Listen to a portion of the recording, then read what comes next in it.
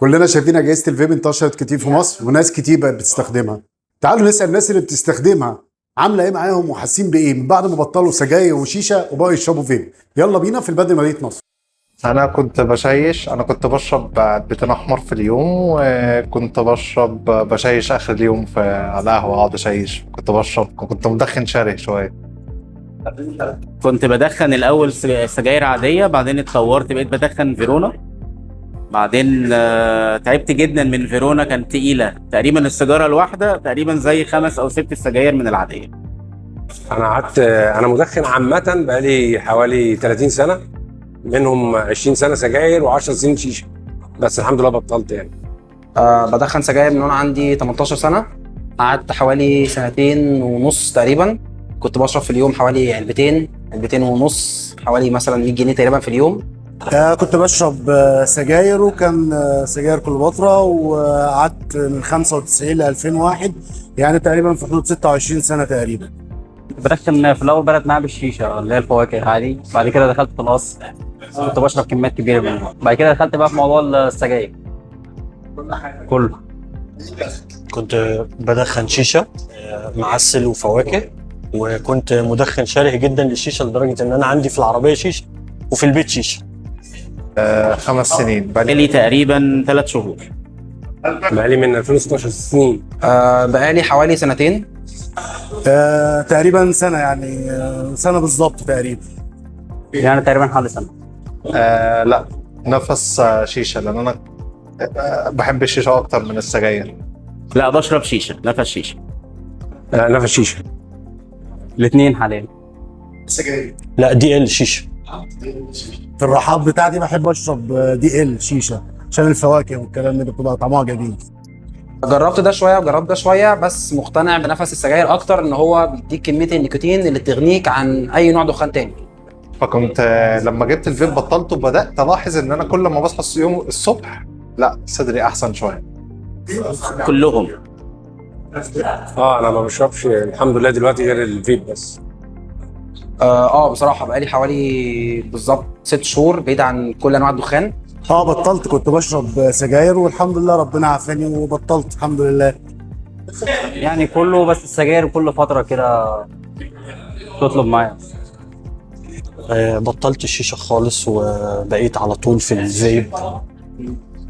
حسيت فرق شاسع زي ما قلت لك كده. كنت بصحى كل يوم الصبح بوجع في صدري، لا دلوقتي فيش. على الاقل كنت ما بنهكش زي الاول وانا بعمل اي اكتيفيتي، بس الموضوع بقى اريح كتير جدا. يعني السلم، حتى في المشي، في المد حتى البسيط. الاول لما كنت بشرب السيجاره او السجاير كان يعني خطوتين وانهك. دلوقتي لا، الحمد لله الموضوع اتحسن كتير.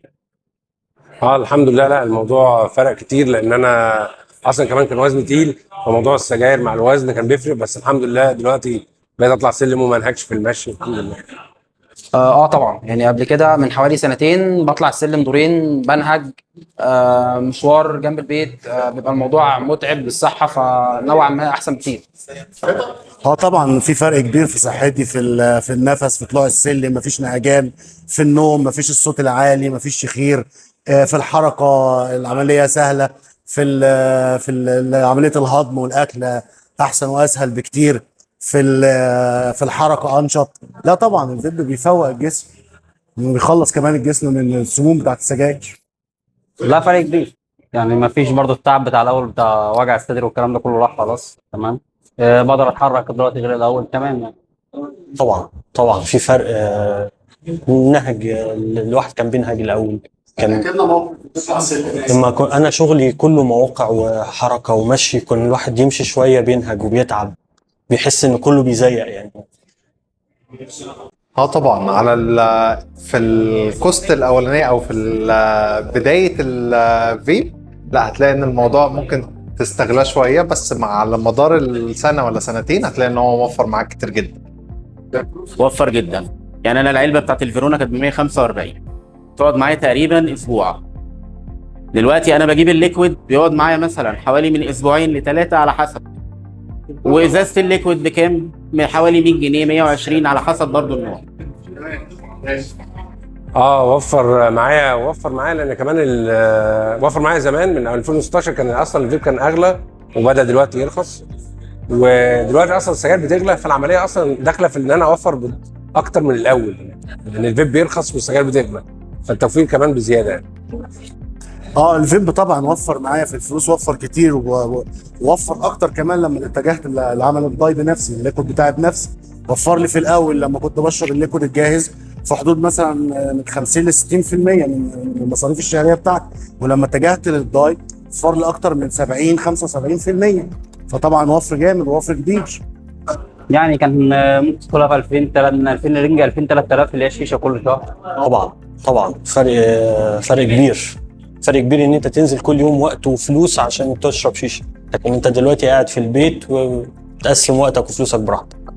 طبعا انت بتتكلم من 3000 جنيه ل 1000 او 1000 ونص في الشهر لو انت شخص نزيه لحالك، هو فرق كبير.